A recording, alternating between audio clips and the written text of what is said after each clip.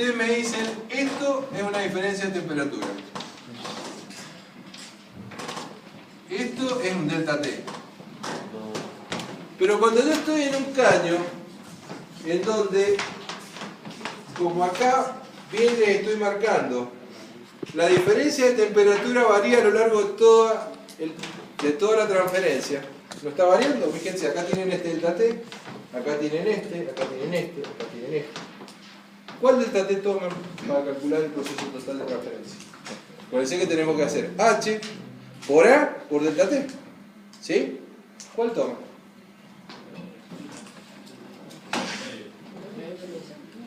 El medio parece que no sirve. El medio parece que no sirve. ¿Por qué? Porque las variaciones no son lineales como las he hecho yo acá para demostrarles fácilmente lo que estamos sacando. Sino que lo que acá me demuestra el modelo matemático, hay que tomarlos todos, que la diferencia es logarítmica. Entonces, la mejor media, la mejor variación media que puedo tomar y la que más se asemeja, y ya vamos a ver las curvas, es la diferencia media logarítmica. Y es por eso que en vez de tomar la temperatura media de la transferencia, o sea, la diferencia entre la mayor y menor, dividido 2, que eso sería la temperatura media, tomo la diferencia media logarítmica, que es esto que está acá. Entonces acá tienen Q por H, por A por el delta T, que representa este proceso de transferencia, en donde acá tenemos un delta T mayor, y acá tenemos un delta T mucho menor, y en el medio tenemos infinitos delta T. ¿Con cuál me quedo para calcular el Q total? Con esta media logarítmica, que es la que más se aproxima a un valor tal que me permita calcular la transferencia de calor total que se produce en este pedazo de transferencia que yo he graficado acá, y para que ustedes me puedan seguir. ¿Se ubican? Entonces, por eso que Q es igual a H por A por la ML de T, o la diferencia media logarítmica.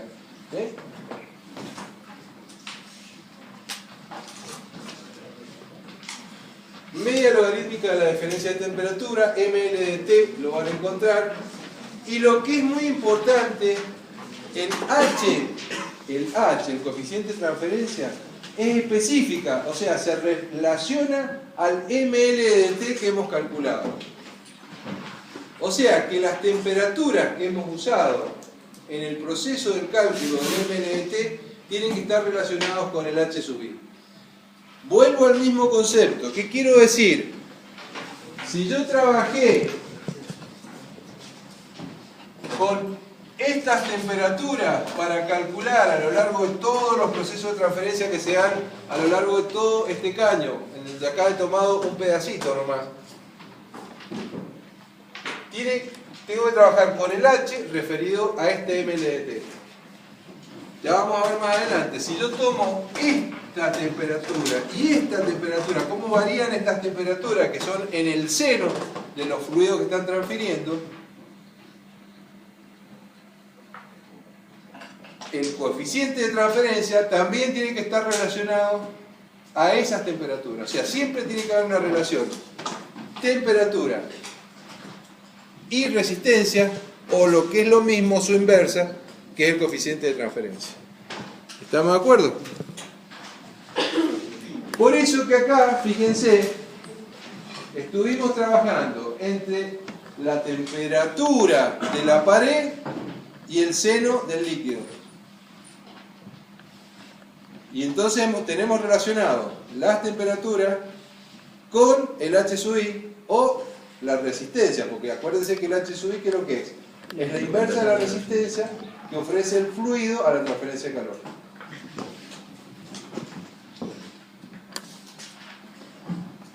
Bien, el problema es que no conocemos, yo lo he venido cuenteando, pero H sub I no lo hemos aprendido a calcular.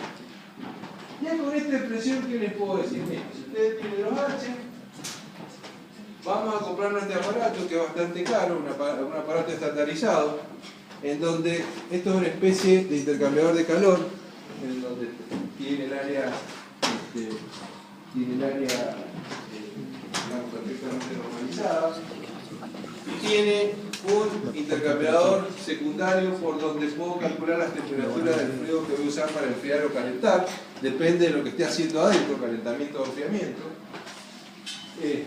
Tengo para medir las temperaturas, tengo para medir los caudales. ¿Esto qué me va a permitir? Esto me va a permitir, conocido los fluidos que con el que caliento y enfrío, conocido las temperaturas, conocido el área y conocido el calor que entrego, porque si, por ejemplo, conozco la temperatura de entrada y salida del agua, acá, que está generando el proceso de enfriamiento, puedo calcular el calor que está transfiriendo. Q igual a ML, a MCP por delta T. La masa del agua que está circulando, el CP del agua y las temperaturas del agua en el cual caliente y fría el agua. Ya puedo calcular Q. Conocido el área de intercambio, conozco el área, conozco la temperatura de entrada y salida del fluido que quiero calcular el H al intercambiador de calor, conozco Q, conozco A, conozco delta T, despejo y saco el H. Y ya tengo el H. Ahora, el problema es que vamos a tener que llevar, cada vez que queramos hacer un cálculo de un intercambiador de calor, vamos a tener que llevar el aparato, tenemos que hacer la experiencia. Y esto nosotros como ingenieros, nosotros no somos científicos, nosotros somos ingenieros.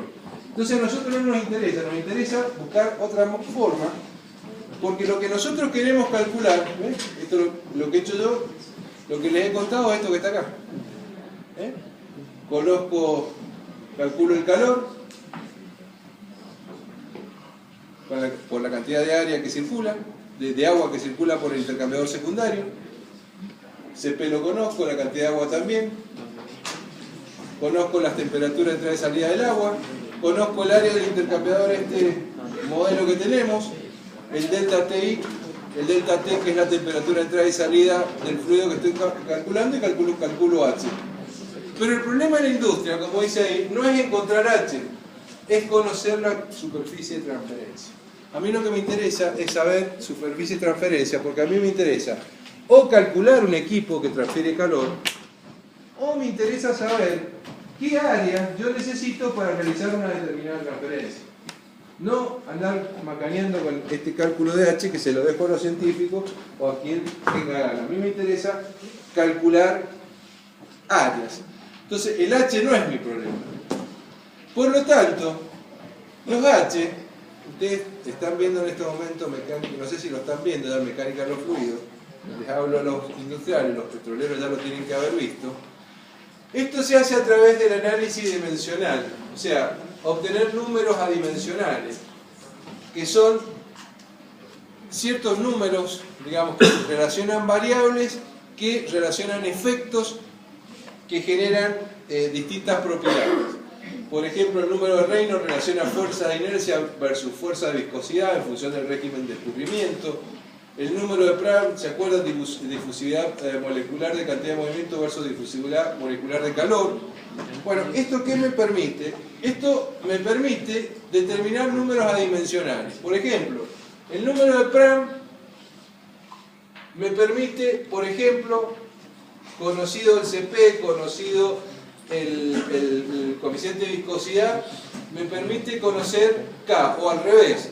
En función de C, viscosidad y K, yo puedo calcular el número de Prandtl. ¿Esto qué me permite? Me permite entrar, por ejemplo, en otro número, el número de Nusselt, que es un número adimensional, y conocido el número de Nusselt, puedo calcular el Reynolds, o viceversa, y en función de eso puedo llegar a calcular, por ejemplo, el Reynolds al que tiene un fluido. Eso me permite saber si estoy en flujo turbulento o estoy en flujo laminar, y en función de eso puedo llegar a calcular, por ejemplo, los coeficientes peliculares, porque fíjense que en el número de Nusselt está metido un coeficiente pelicular. Entonces, conocido el Prandtl, conocido el Reynolds, yo puedo calcular el Nusselt, y en función del Nusselt puedo calcular el H. Y entonces, de esta manera muy sencilla, yo obtengo el coeficiente pelicular que después me permite meterlo en la ecuación y calcular el área.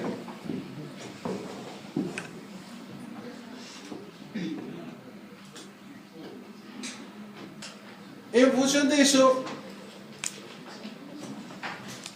todo esto que hice es para decirles que a mí lo que me interesa no es calcular el H, sino lo que me interesa calcular son las áreas o las variaciones de temperatura que se conocen. Hasta ahora, perdón, que justo apreté, fíjense que hemos trabajado, por ejemplo, con temperatura de la pared para hacer esta demostración, la temperatura de la pared del caño. La verdad que medir la temperatura de la pared del caño es bastante complicado en la industria. Generalmente nosotros medimos temperatura de fluido, tenemos un termómetro o una termocupla o lo que fuera y medimos la temperatura de los líquidos de fluido, los fluidos de proceso que se están manejando. No nos ponemos a medir cuánta es la temperatura del caño. Entonces, a nosotros lo que nos interesa es buscar, hemos aprendido qué relación hay entre los coeficientes peliculares, el MLT, el área, que es lo más importante, y el calor. Pero ahora lo que vamos a buscar es tratar de llevar esto que nosotros hemos visto para ver si podemos ocupar este mismo concepto y trabajar con las temperaturas del proceso, que normalmente nosotros lo que conocemos son las temperaturas de entrada y salida de un proceso. Nosotros no conocemos, no andamos buscando la temperatura. Se imaginan que si nos tenemos que meter dentro del intercambiador de calor para ver cómo sigue la temperatura del caño, es bastante complicado. Generalmente lo que nosotros medimos es la temperatura de entrada y salida de cada uno de los fluidos. Entonces, en general, obtenemos curvas como estas. Fíjense, si nosotros estamos con un equipo conectado en contracorriente, normalmente obtenemos una curva como la que está abajo. Fíjense que ya desaparecieron las rectas. Fíjense que son curvas. Y lógicamente que las diferencias de temperaturas que hay entre el líquido caliente y el líquido frío, fíjense que no son variaciones medias, o sea que no, si tratamos de hacer una temperatura media vamos a cometer un error. Por eso es que en este tipo, las curvas que son de este tipo, las diferencias de temperatura en los procesos reales, la temperatura media logarítmica se acerca mucho más que una temperatura media. O sea, si yo quiero saber cuál es el delta T representativo de este proceso, no es ni la mayor, ni la menor, ni la del medio. Fíjense que hay infinitas delta T y todas son distintas. La representativa de todas estas es el MLT.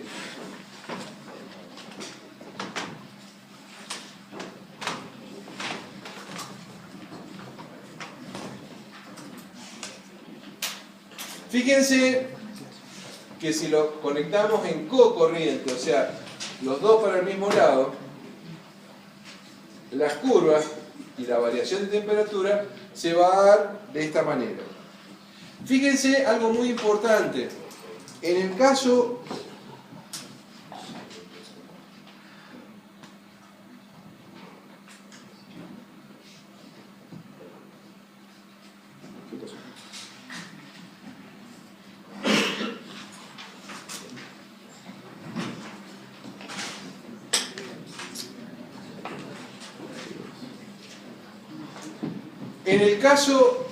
de cocorriente,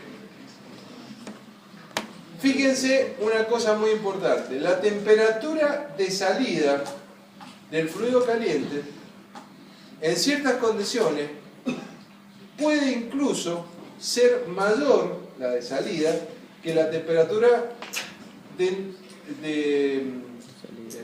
la temperatura de salida del fluido frío, puede ser en ciertas condiciones incluso superior a la temperatura de salida del fluido caliente. ¿Qué digo? Fíjense, este es el fluido que se está calentando y este es el fluido que se está enfriando. Este es el fluido caliente que entrega calor y este es el fluido frío que lo absorbe. Este fluido, a medida que sube su temperatura, incluso puede superar la temperatura de salida del fluido caliente. Ahora, si yo ese mismo fluido lo conecto en cocorriente, o sea, los dos entran por el mismo lado y salen por el mismo lado, nunca la temperatura del fluido frío a la salida puede superar la temperatura de salida del fluido caliente que se está enfriando. Si no, estaríamos violando la ley de la termodinámica. Entonces, desde ese punto de vista, fíjense que se dice, por ahí lo van a ver, que el proceso, la conexión de un equipo en contracorriente para transferir calor entre dos fluidos, uno caliente y otro frío que están en contacto, es mejor, dicen, o es más eficiente conectarlo en contracorriente. Bueno, pero ¿qué significa que sea más eficiente? Si existe la conexión es por algo es. Lo que quiere decir es que tengo la posibilidad de aprovechar mejor el área de intercambio. Ya lo vamos a ver. Esto no significa que hay que agarrar y todo lo tenemos que conectar en contracorriente. Porque pueden haber casos que yo necesito conectar en cocorriente y bueno, es lo que tengo que hacer porque industrialmente así lo necesito. Lo que sí tengo que entender es que cuando yo conecto de esta manera, nunca voy a poder superar la velocidad, la temperatura de salida del fluido caliente. En el otro caso, probablemente sí. Vamos a ver cómo.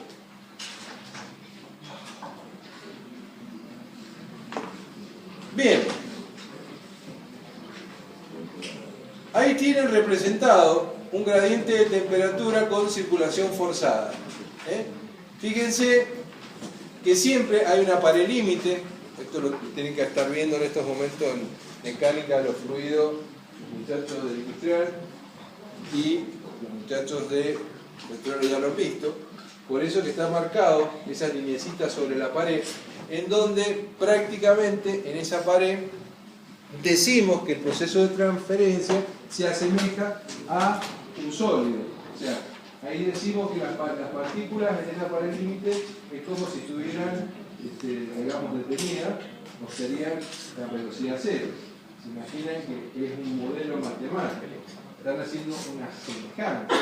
Dicen que el proceso de transferencia de calor ahí se asemeja al proceso de transferencia de calor por conducción, o sea, se asemeja en ese momento el sólido transfiere calor como si fuera un sólido, pero no es porque se queda quieto, se imagina si está transfiriendo, está manejando un intercambiador de calor leche y siempre tuviera la misma partícula quieta ahí en la pared del intercambiador, se imaginan la leche cortada que estarían todos los días teniendo. O sea, no es, o sea, es un modelo de semejanza. Significa, por supuesto, que hay menor velocidad en la pared porque tenemos rozamiento, digamos, el ruido entre la pared. El proceso de transferencia de calor es como si en ese pedazo el sólido estuviera quieto, se comporta como un sólido y, lógicamente, la curva en esa pared infinitesimal se transforma en una recta, porque se asemeja el proceso de transferencia de calor a un sólido, ¿sí? Pero no es que está quieta, porque no estamos combinados.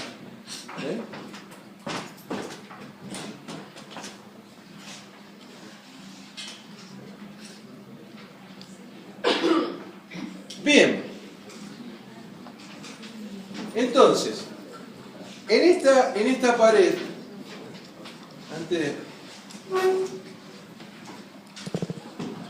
quiere decir entonces que si yo estoy transfiriendo calor del fluido caliente al fluido frío y quiero tomar las temperaturas extremas, o sea, la temperatura en el seno del fluido caliente y en el seno del fluido frío como temperaturas para el cálculo de mi transferencia de calor entre ambos cuerpos, yo tengo que buscar la manera de relacionar el delta T con la resistencia que sufre la transferencia de calor. Y ahí, ¿cuáles son las resistencias que sufre a la transferencia del calor, el proceso de transferencia de calor?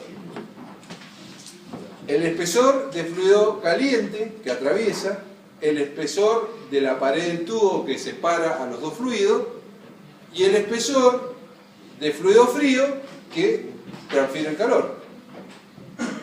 Estamos en un proceso estacionario, transferimos calor desde el fluido caliente al fluido frío, la cantidad de calor es la misma porque es un flujo estacionario, y las resistencias están dadas por la porción de líquido caliente, la pared del tubo y la porción de líquido del frío, desde el seno del fluido caliente al seno del fluido frío.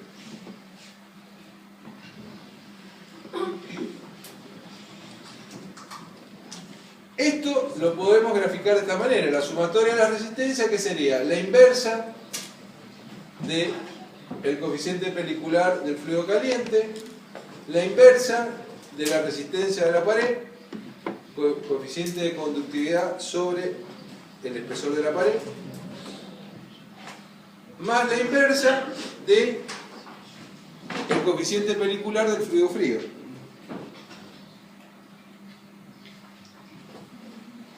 Quiere decir que la suma de la resistencia es igual a la resistencia total. Y esta resistencia total decimos que es igual 1 sobre U, donde U lo definimos como el coeficiente total de transferencia de calor. Ese es un coeficiente combinado de transferencia de calor por conducción y por convección. ¿Por qué? Porque está atravesando convección, conducción y convección.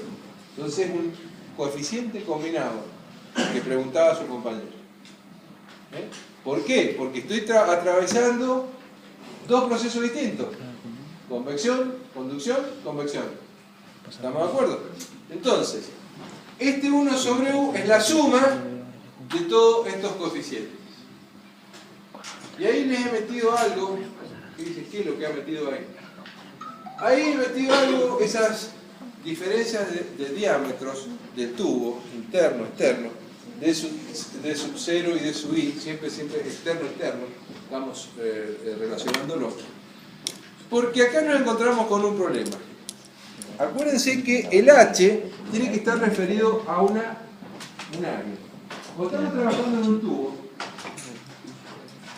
el área interior del fluido que va por dentro es el área del tubo interior.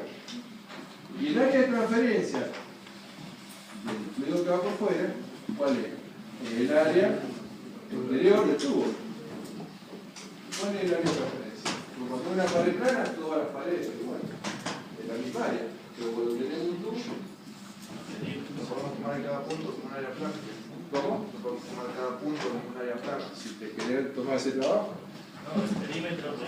Pero ¿qué pasa? Vos te tomás esto, pero yo te digo una cosa, siempre te vas a encontrar, vos tenés un tubo. Entonces, vos cuando decís igual, tenés un tubo estacionario. Cuando vos decís igual a H por A por delta T. Delta T es el seno del fluido y la pared del tubo. Ahí estamos bárbaros.